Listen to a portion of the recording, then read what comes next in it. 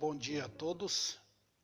Um bom dia porque é hora da escola dominical e éramos para estar aqui com todos os irmãos para oferecer o culto normal a Deus no dia do Senhor. Ainda Deus nos tem dado a bênção de gravar essas mensagens para alimentar o povo de Deus e atrair os eleitos. Incrível que pareça, Ribeirão Preto é uma cidade quente, mas hoje está frio.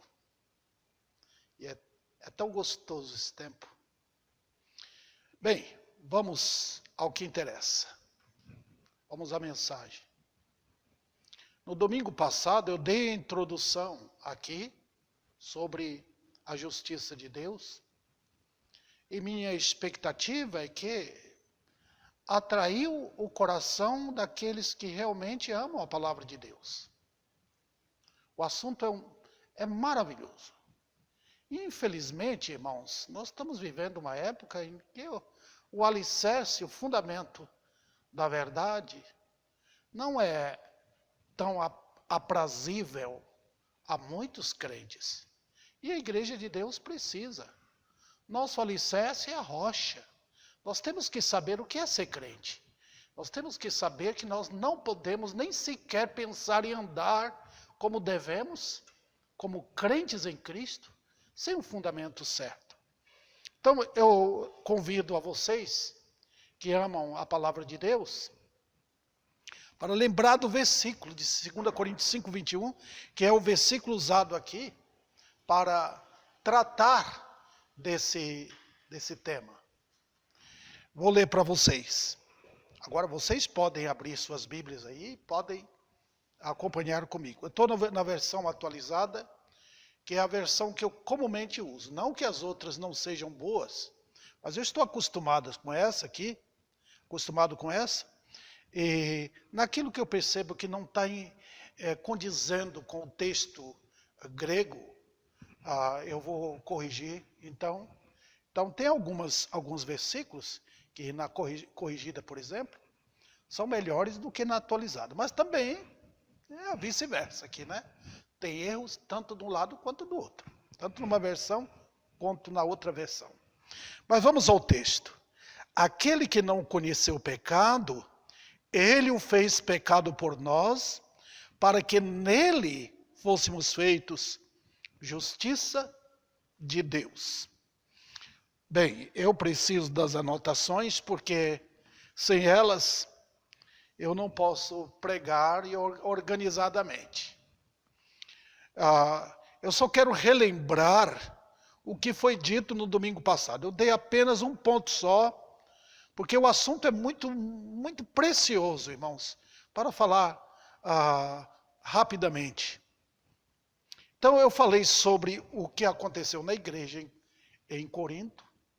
Lembra que Paulo tinha mandado aquela primeira carta, e o resultado foi de uma oposição dentro da igreja contra Paulo. Foi por isso que ele mandou essa segunda carta. Pessoas estavam lá na igreja até duvidando do ministério, dizendo alguns que ele era um impostor, que ele não era apóstolo. Então Paulo expõe o seu ministério, seu coração cheio de amor, do amor de Cristo pela igreja. E esta carta nos foi trazida porque ela é carregadíssima de maravilhas, de consolo, conforto para os crentes. O que Paulo experimentou nos sofrimentos e angústias, desde o capítulo 1, e prossegue. Ele mostra um coração rasgado de amor por aquele povo. E isso é importante para nós, no período que nós vivemos agora, irmãos, tão cheio de mentiras, tão carregado de elementos que amam o dinheiro, que não são pastores coisa nenhuma, são enganadores do povo. Faltam homens hoje que pregam a palavra de Deus, faltam profetas de Deus em nossos dias. A luta é grande, então temos que encarar a verdade como ela é. Muito bem. Então, os assuntos que foram dados no domingo passado, eu lembro aos irmãos agora. Nós conhecemos, o que tratamos foi o conhecimento do nosso Salvador. Eu aqui dei ênfase a isso, para que nós pudéssemos conhecer o nosso Salvador. Nós temos um Deus que se revelou. Então, não podemos deixar na obscuridade uma revelação. Não podemos fechar a Bíblia. É como tapar a boca de Deus. Tá? Então, nós precisamos disso. Nossas casas, na igreja, abrir as Escrituras, mostrar o coração de Deus, como Ele fala conosco, como Ele se expõe para nós naquilo que precisamos. Óbvio, é impossível conhecer totalmente a Deus, mas naquilo que nós precisamos, Ele se revelou. Então não tem desculpas para nós. Você não tem desculpa de ser relaxado com as Escrituras, de não ler a palavra de Deus, de não procurar conhecê-lo. Porque senão Satanás vai manter você ocupado com outras coisas. Então nós vimos aqui.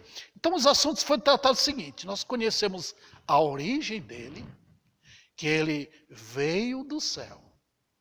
Ele é o Cordeiro de Deus, não dos homens. Nós viemos da terra, ele veio do céu. Então mostrei aqui os perigos que envolvem a vida da gente e não conhecer o Senhor. Em segundo lugar, em tudo, Deus deixou bem conhecido o seu Cordeiro. Tá? Então, ao abrir a Bíblia, eu sempre tenho dito isso aqui para a igreja e falo para vocês que podem me ouvir. Deus mostra em toda a Escritura Jesus Cristo. Quando você abre Gênesis, Êxodo, Levítico, esses livros de Moisés, e os livros históricos, e os livros de cânticos ali, os salmos, né? Os livros de sabedoria, enfim, você está vendo quem? A pessoa de Cristo. E quando chega nos livros proféticos, é a mesma coisa, Jesus está falando ali. O Cordeiro de Deus. A ocupação de Deus não é com nosso bem-estar no mundo, como pregam por aí. Tá? A ocupação de Deus na Bíblia é em apresentar o Cordeiro como ele veio para nos resgatar, para nos tirar do poder do pecado, para nos tirar dessa escravidão e para nos conduzir ao céu. Essa jornada de Israel que vocês veem no livro de Êxodo, no livro de Números, de Deuteronômio, é uma explicação simbólica do que é a jornada do crente. Então Deus não está ocupado com aqueles nossos profanos interesses terrenos, né? Ele se ocupa em mostrar a glória do Cordeiro e o que ele veio fazer por nós. Então ele é conhecido. Outro detalhe aqui é que ele, o nosso Senhor, em tudo, mesmo sendo homem, mesmo se tornando homem, nascendo como homem, ele foi perfeitamente, 100% preservado do mal. Não há em Jesus um pingo sequer de mancha do pecado. Ele é perfeito homem, como é perfeito Deus. Outro detalhe com o qual finalizamos a mensagem do domingo passado foi a importância dele para nós. Tá? E aqui eu procurei enfatizar para os irmãos, cuidado, porque tem o Jesus do mundo. O plano da nova era é criar um Jesus para o povo. Criar um Jesus e dizer que ele é esse Jesus de todo mundo. É o Jesus do ecumenismo. Todo mundo joga beijinhos para ele, todo mundo se sente bem. Mas o nosso não, o nosso é diferente. O nosso é desprezado pelo mundo. A justiça de Cristo é uma justiça que o mundo odeia. E visto que essa justiça, ela foi imputada a nós, então é necessário que saibamos que haverá perseguição. Quem não quer isso, então não compreende o que é a vida cristã. Hoje eu quero tratar sobre conhecendo o nosso perfeito substituto. Agora, vocês estão com a Bíblia aberta em 2 Coríntios, capítulo 5, versículo 21. Note o que diz o texto. Ele o fez. Quem é esse ele? Obviamente, é o Pai. Vocês podem perceber, o versículo 20. De sorte que somos embaixadores em nome de Cristo, como se Deus exortasse por nosso intermédio. Em nome de Cristo, pois, rogamos que vos reconcilieis com Deus. Agora observe, que ele o fez aí? Deus. Combina bem com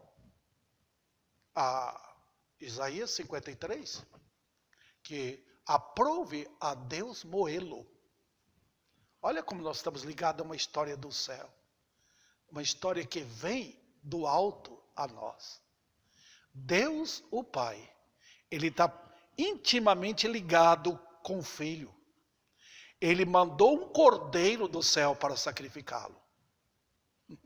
Então, observemos bem a linguagem. Cristo é colocado como o cordeiro de Deus. Então, o cordeiro veio para ser sacrificado. O entendimento de toda a Escritura nos liga a isto. Essa linguagem de Deus se torna conhecida para nós. Então, quando nós somos envolvidos com as Escrituras, nós não nos perdemos. Nós não vamos dizer, puxa, que coisa, Deus sacrificou seu filho? Sim, Deus o fez. E a linguagem que é para nós é até espantosa, porque diz, ele, o Pai, o fez pecado por nós. Então vamos lá. Como nós estamos conhecendo o nosso perfeito substituto, é importante que nós saibamos, queridos irmãos, que foi um ato da soberana vontade do Pai.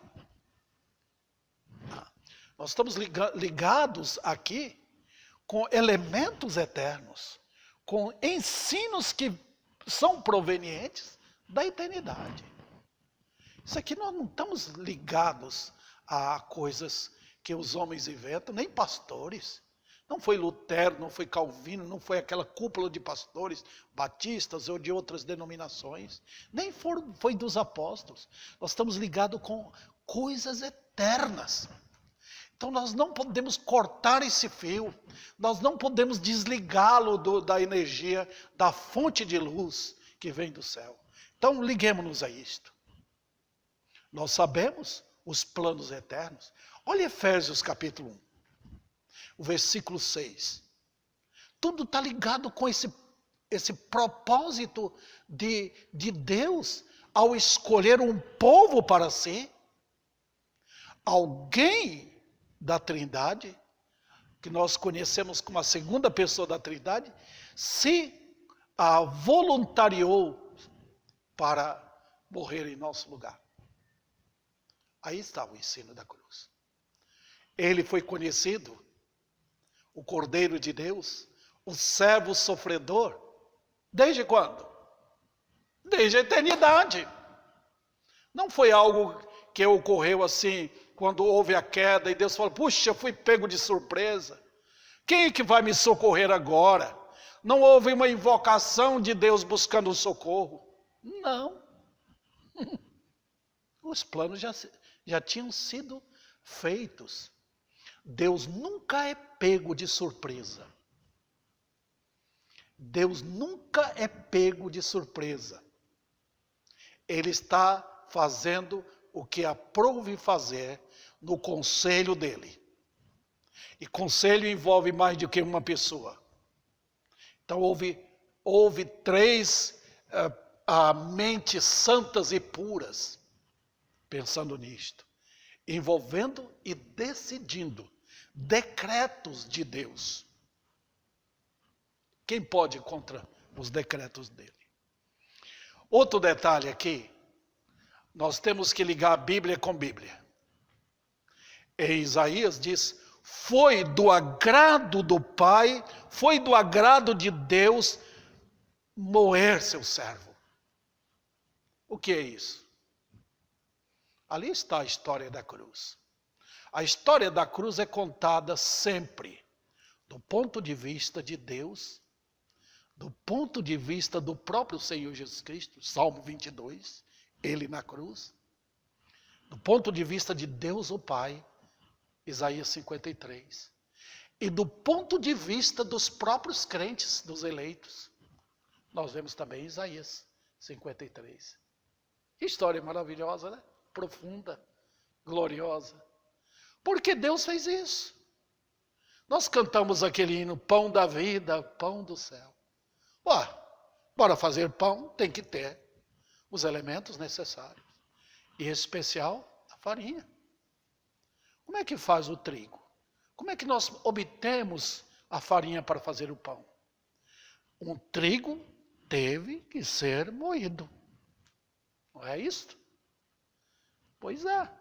O nosso Senhor foi moído. Ele fala isto. Teve que passar por isto. Queridos irmãos que estão me ouvindo com amor pela palavra, lembremos bem, queridos irmãos, a Bíblia nos mostra quem é Jesus. Eu vou repetir isso para enfatizar o dever de vocês, meu dever, nosso dever, ajuntando coletivamente toda a igreja, em voltar-nos para a palavra. Como é que nós podemos conhecer Jesus no Velho Testamento? O livro de Levítico expõe, até Êxodo, capítulo 12. O cordeiro é rasgado ali. Deus fala em tom numa linguagem figurativa. Ele pedia para, olha, pega, como é que os sacerdotes se alimentavam? Tinham partes, era cortado o cordeiro, queimado, se quiser, cozido ou assado, determinadas partes, a cabeça, os membros interiores. Então é para que a igreja entenda como Jesus é visto em sua profundidade de misericórdia, suas entranhas de compaixão. Ele é visto assim. E agora? Será que nós o entendemos? Ou nós queremos cultivar uma ideia fantasiosa de Cristo? O Espiritismo faz isso. O catolicismo faz isso. Apresenta um Jesus bonito, barbudo, simpático. Deus não tem interesse nisso. Nós estamos vendo o servo sofredor, o varão de dores. Aquele que era como raiz de uma terra seca, sem formosura. Nós estamos vendo isto. Para que nós conheçamos quem ele é por dentro. Por fora, ele foi massacrado em todos os aspectos. Mas por dentro foi uma história de como Deus, no seu fogo, na sua ira, despejou-se contra o Filho, para fazer dele esse trigo moído. É para que nós entendêssemos que o plano de Deus era tomar o Filho e fazer dele, tornar ele o pão da vida.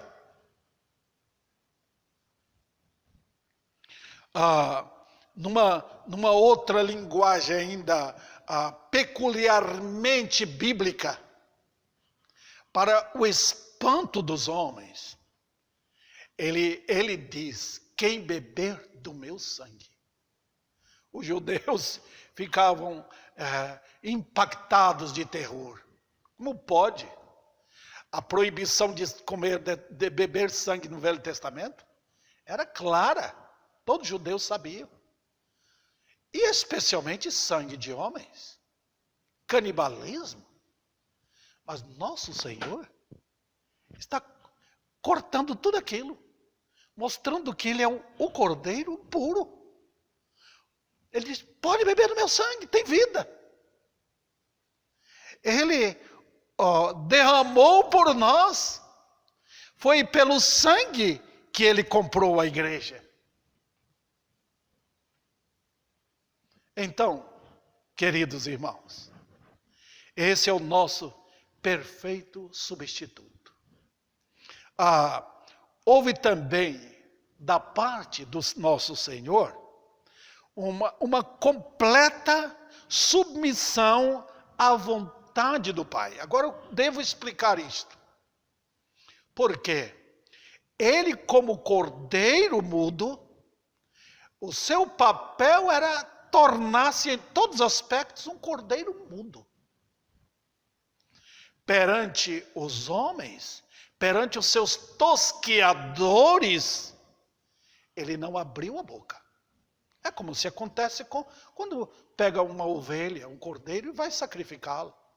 O cordeiro não fala nada, não é um cordeiro. Jesus, entretanto, ele era submisso não aos homens, mas ao Pai. Quando perguntaram, tu és o Filho de Deus, quando ele estava prestes a ser crucificado, ele abriu a boca. Sou. Quanto aos detalhes humanos, ele quietou. Quando perguntaram se ele veio do céu, vim, Filho de Deus. Foi esse o motivo que aqueles elementos acharam de forma injusta para fazerem o que fizeram com o Senhor na cruz.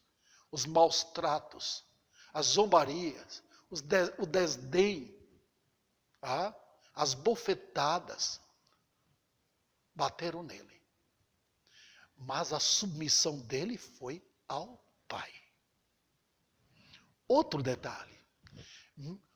Ele não foi um cordeiro despido de inteligência. Não. Foi um cordeiro inteligente. Ele sabia o que ele estava fazendo. Ele submeteu-se ao Pai na organização eterna dos planos eternos de Deus. Ele se entregou no horário certo, no dia certo, no momento certo, na hora da sua morte, ele rendeu o Espírito. Isso é o cordeiro que foi morto exatamente como havia planejado.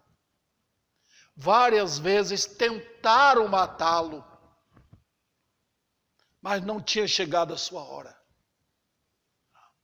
Outro detalhe, mesmo na sua morte, ele foi levado ali, já exatamente pronto para o que haveria de acontecer. A Bíblia não espera um resultado acontecer, ela já mostra tudo. Uma coisa importante que os irmãos podem perceber é que na história antes da morte dele, os crentes todos do Velho Testamento, Abel, Noé, Enoque, Abraão e milhares de outros santos de Deus, eles foram alcançados mediante o quê? Foi pelas obras? Não. Pelo sangue. O cordeiro havia sido morto desde a fundação do mundo. Quem matou o primeiro animal desde que entrou o pecado? Foi Deus. Quando Deus pegou o animal ali para tirar vestes para o casal Adão e Eva, estava ali a figura de Cristo naquele animal. O cordeiro que foi sacrificado desde a fundação do mundo. Então a história da cruz é sublime. Deus a desenhou em tudo. Quando lê o Velho Testamento, você vê o desenho da cruz, do cordeiro ser sacrificado, escalpelado, por assim dizer, para ser o nosso sublime, eterno e glorioso Redentor. Que vontade submissa, nunca falhou. Mesmo naqueles momentos atrozes, mesmo naquele momento difícil, quando o Senhor viu os terrores se aproximando, ele não renunciou. Ele foi adiante. Seja feita a tua vontade. Em João 6, ele diz o quê? Ele diz, eu não vim ao mundo para outra coisa. Ele veio para fazer a vontade do Pai. E o fez. Vamos adiante aqui. Houve também, naquele momento, o cordeiro foi feito o quê? Olha o texto. Deus o fez pecado. Preste atenção para que não confundamos as coisas. Jesus não se tornou pecador, ele foi feito pecado. Que coisa. Como é isso? O perfeito, notemos aqui, irmãos, o perfeito foi tomado pelo horror da imperfeição. Naquele momento na cruz, aquele que não conheceu o pecado, ele foi como que agarrado, ele foi sequestrado pelo terror da imperfeição. Eu sempre digo aqui para a minha igreja, tentando explicar isto.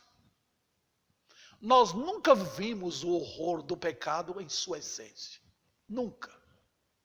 Nunca vimos. Nós só sabemos o que é pecado pelas iniquidades, mentiras, outros atos feios, obscenos, outros casos simples do pecado, mas tudo é pecado. Mas nós não vemos o que é o pecado em sua essência. O que é aquilo? O que é aquilo que Deus olha e diz, é esse que eu quero destruir? É fato que Deus lida com as iniquidades. Dia a dia, a punição, a justiça dele vem contra práticas perversas. Mas foi na cruz que Deus olhou no Filho dele exatamente o que é essência do pecado. Foi na cruz. Dá para os irmãos entenderem? Deus não olhou ali e viu um pecador. Ele viu no Filho exatamente. Ali está aquilo que eu quero destruir. O pecado. Não o pecador. O pecado. E então, foi ali que Deus, como que, pegou a bomba atômica da ira dele para destruir.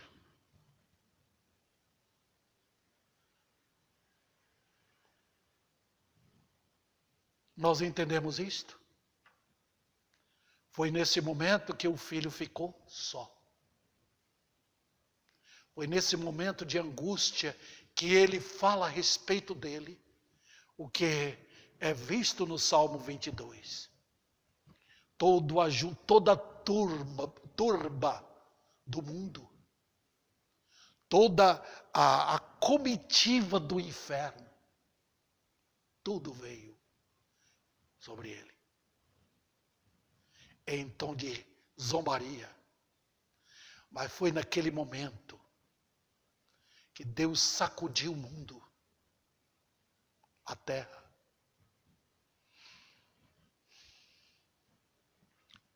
Tentando explicar isso melhor, eu lembro aos irmãos que naquele momento, a glória do Cordeiro, o Senhor da glória, aquele que ocupou o santuário, o lugar santíssimo, no tabernáculo. Naquele momento, o Shekinah, conforme a Bíblia diz, aquele que é o Senhor da glória, como diz Tiago, a sua glória foi ofuscada pelas trevas. Quando ele entrou no mundo, desde a sua entrada, desde que ele nasceu, o seu corpo de humilhação encobriu a sua glória. Foi necessário que ele mostrasse sua glória para 3 discípulos apenas. Pedro, Tiago e João no Monte das Oliveiras. Aquilo ali foi para mostrar, eu sou o Senhor. Ele subiu no Monte das Oliveiras para dizer, eu vou voltar. Eu vou pisar nesse monte agora, que vocês estão vendo, neste lugar. Eu vou pisá-lo em minha glória. Então, ele foi transfigurado. Mas ali na cruz, não. Toda a glória dele foi ofuscada, foi coberta pela, vamos dizer assim, o horror da escuridão. Foi por isso que ele pediu: Pai, eu quero de novo a glória que eu tinha contigo, antes que houvesse mundo. João 17. Naquele momento, queridos irmãos, o amor do Senhor foi envasado, por assim dizer, pelo terror. Naquele momento parece que o amor eterno tinha sido engolido os furacões dos terrores eternos. Parecia que, naquele momento, que o inferno e até o lago de fogo engoliriam o filho.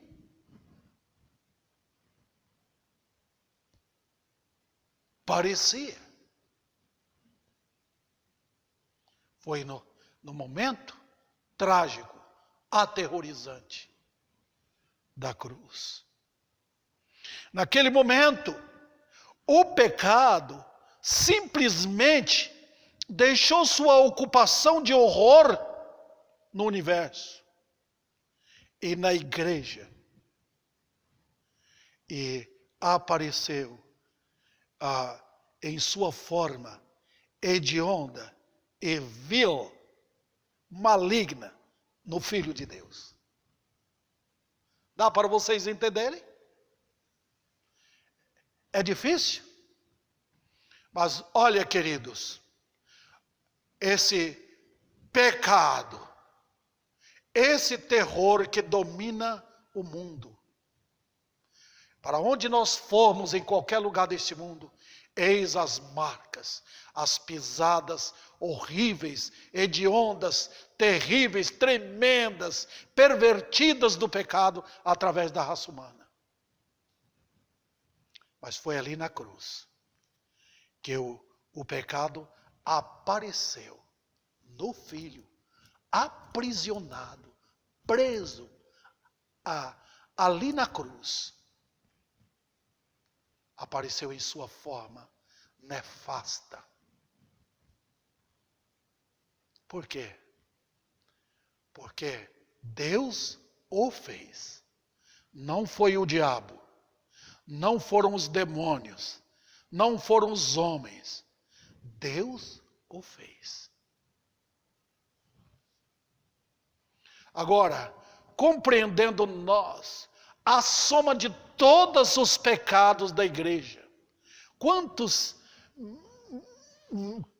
homens e mulheres compõem a igreja de Deus? Milhões e milhões. Milhões e milhões. Nós, os crentes, hoje somos uma pequenina parcela do que é a composição, a soma total da igreja. Nós vamos estar lá nos céus, queridos, com milhões e milhões de pessoas do mundo inteiro e de toda a história. Agora peguem esta soma completa e pensem no pecado, na composição do pecado, pois foi isso. Cristo não veio pagar o pecado dos que não são eleitos. Ele veio para ser a forma hedionda que dominaria os crentes para a eternidade. Ele veio para ser aquilo ali. Então Deus contemplou ali na cruz exatamente a soma completa dos bilhões e bilhões de iniquidades, a soma total daquilo que não se pode contar na mente humana, foi colocado ali no Filho.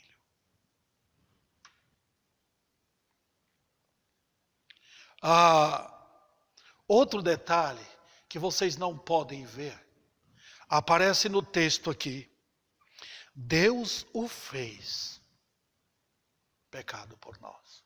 Tem uma preposição ali, ela é muito importante, ela está no texto original, não foi tão traduzida. Mas a ideia desta preposição é que o trabalho foi feito de uma forma poderosíssima por Deus. Não é maravilhoso isto?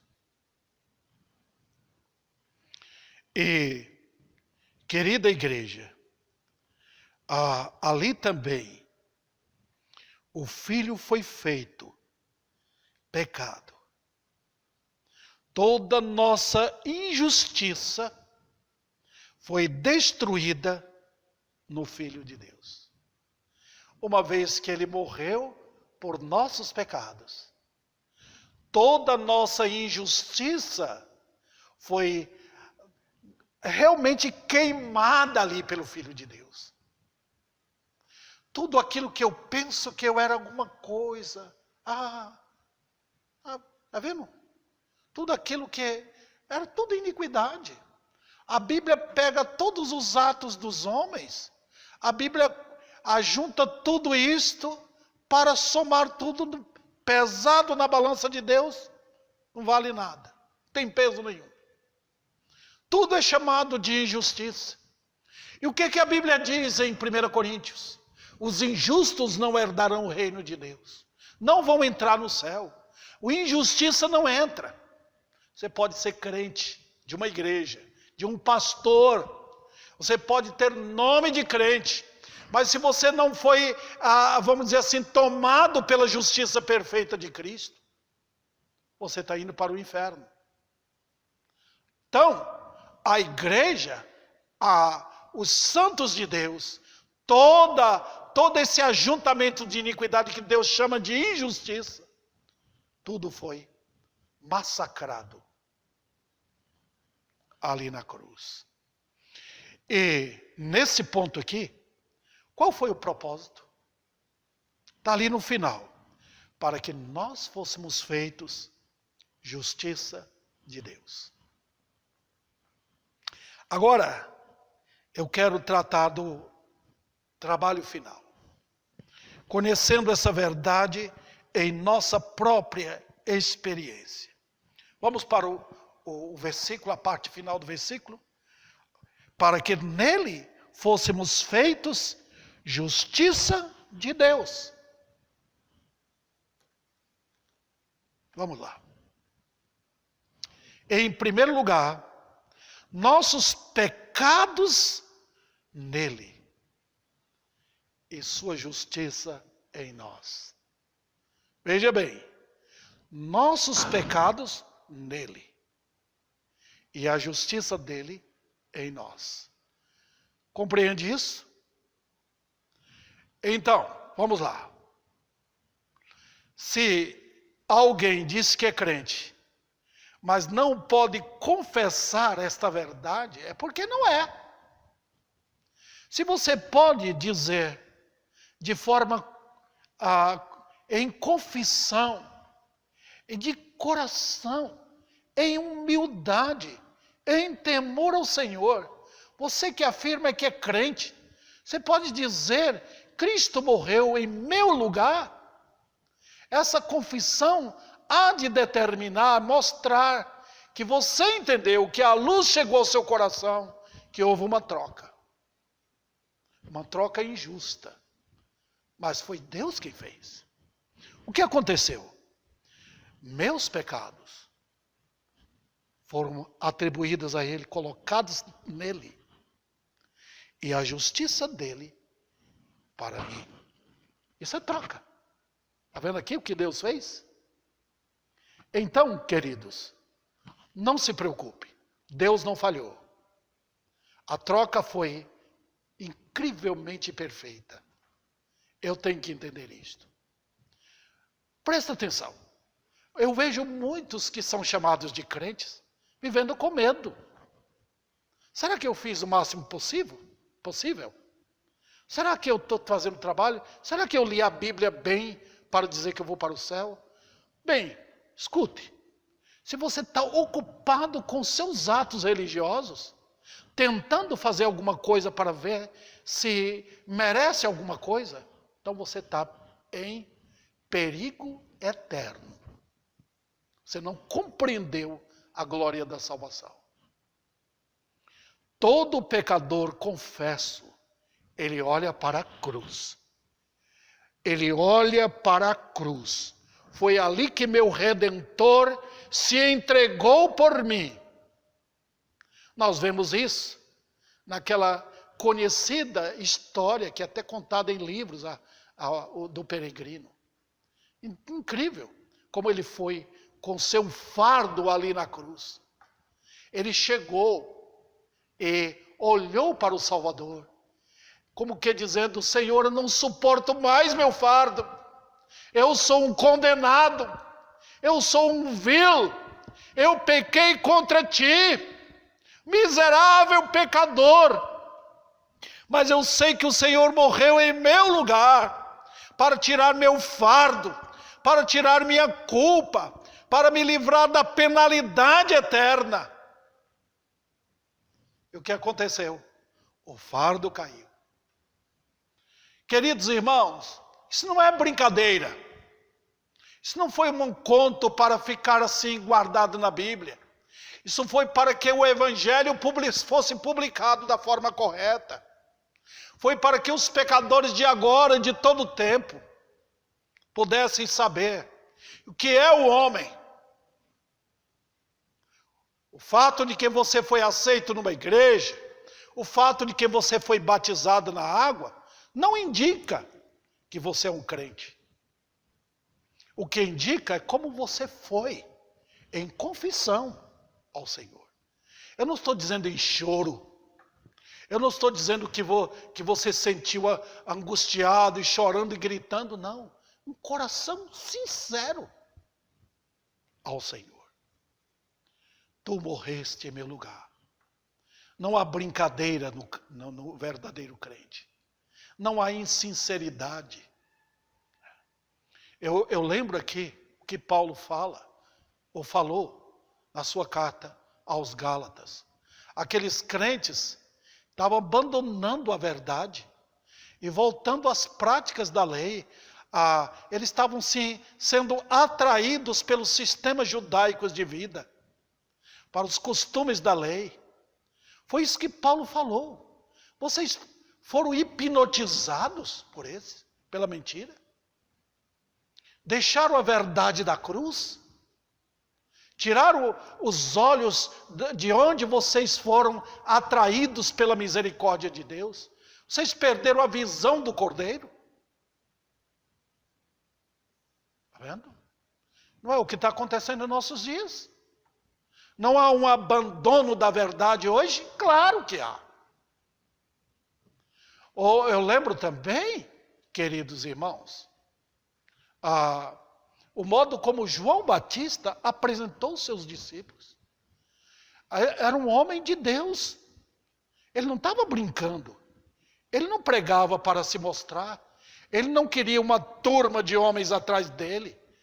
Aqueles discípulos que ele tinha foram envolvidos pela mensagem de João. João não viveu aqui buscando uma vida confortável no mundo. Vocês sabem como era o viver dele, o que ele comia, como vestia. E a prova final foi como ele foi coroado aqui. De que maneira? Cortaram a cabeça dele. Foi o prêmio que o mundo deu para ele. Mas quando ele estava vendo Jesus chegando, ele passou os seus discípulos para o outro lado. Está vendo aquele que está vindo ali? João capítulo 1 ele fala: eis o Cordeiro de Deus. Ele não apresentou: eis o mestre de Israel. Eis um profeta. Não. Eis o Cordeiro de Deus que tira o pecado do mundo. Está vendo aqui? Ele apresentou como aquele que os discípulos estavam realmente procurando. Quem anseia a salvação, busca o Cordeiro. Quem está procurando alguma coisa aqui no mundo, é porque quer se mostrar em sua justiça própria. Não tem lugar no reino de Deus para pessoas carregadas de sua própria justiça. Não tem lugar. O lugar no reino de Deus é para pecadores arrependidos. Cristo não veio buscar justos. O justo tem lugar. O justo é, vamos dizer assim, aplaudido pelo mundo. O justo conforme a justiça do mundo. Ele veio buscar pecadores ao arrependimento. Então, meu amigo, você que pode me ouvir, qual é a sua condição? Você está arrasado na vida? Está olhando a sua condição perante Deus? Sabe que não tem nada no céu? Sabe que você merece a condenação? Você não está procurando se justificar? Você não está procurando uma igreja para abençoar sua vida aqui? Você está procurando uma reconciliação com Deus? Cristo veio para você. Eu posso lhe garantir, Cristo morreu em seu lugar. Ele veio buscar perdidos assim. Ele veio buscar pecadores desse tipo. Ele veio buscar elementos que buscam a salvação em Cristo. Jesus não veio para atender às solicitações egoístas dos homens. Ele não é o Jesus da nova era, não. Ele não é o Jesus do louvorzão, não. Ele é o Senhor da glória. Aquele que está ao lado do Pai, ali intercedendo pelos seus, por aqueles que Ele comprou ali na cruz. Que momento importante. Agora, eu quero aplicar para dois grupos. Eu quero aplicar para a igreja. Você que é crente, entende isso? Pode viver em temor constante, consagração, humildade, dependência de Deus, para andar em santidade de vida, caminhar firmemente para o céu, enfrentar as oposições num mundo cruel, só porque você tem a justiça de Cristo. Você está pronto a defender sua fé, com coragem, amar o Senhor, amar os irmãos, estar junto na igreja, orar com o povo de Deus, ajudar na oração pelo pastor, ouvir com prazer a palavra de Deus, atender às disciplinas da igreja. Você está pronto para isso? Então você é um crente. Você carrega consigo a justiça de Deus. E para os não crentes, é simples. Deus convida pecadores. Cristo diz, vinde a mim, a quem pode ouvi-lo. Ele bate a porta daqueles que podem ouvir. Ele chama pecadores para a salvação eterna. É o poder de Deus atuando neste mundo, pronto para salvar todo aquele, homens e mulheres. Não importa a quantia de pecado. Se você vem a Cristo de todo o coração, seus pecados já foram levados. E o perdão é completo para você. Então Jesus convida agora.